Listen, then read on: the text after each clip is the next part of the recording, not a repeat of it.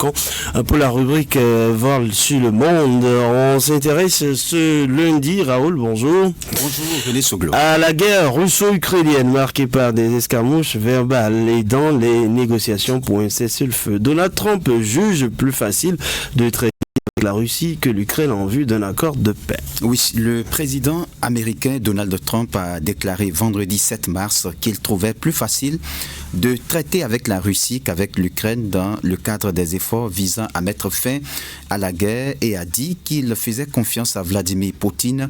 Poutine, je le crois, a-t-il déclaré à propos du président russe. Je trouve franchement qu'il est plus difficile de traiter avec l'Ukraine qui n'a pas les cartes en main, a-t-il ajouté. Il est peut-être plus facile de traiter avec la Russie. Voilà. Volodymyr Zelensky a fait état dans un message sur X d'une rencontre très productive à Kiev avec une délégation britannique. Oui, nous avons discuté des mesures communes susceptibles d'ouvrir la voie à la paix et d'accélérer le travail diplomatique, a ajouté le président ukrainien. Le président ukrainien a dévoilé la composition de la délégation qui doit rencontrer des représentants américains mardi en Arabie Saoudite. Volodymyr Zelensky se rendra aussi en Arabie Saoudite ce lundi pour rencontrer le prince héritier Mohammed Ben Salman.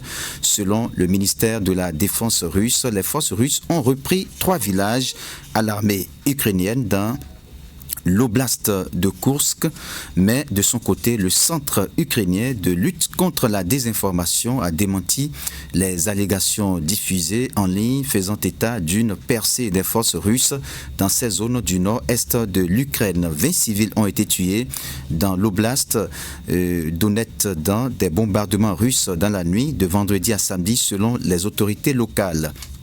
Pour Kaja Kallas, la haute représentante de la diplomatie de l'Union européenne avec ces bombardements, Vladimir Poutine montre qu'il n'a aucun intérêt pour la paix, écrit-elle sur X. De son côté, le Premier ministre polonais Donald Tusk a déclaré sur X une nouvelle nuit tragique de bombardements russes en Ukraine. Et ce qui arrive quand on apaise les barbares. Plus de bombes, plus d'agressions, plus de victimes, a-t-il déclaré. Et voilà, merci à vous, Raoul Steve Gounkon, c'était votre rubrique Voile sur le monde.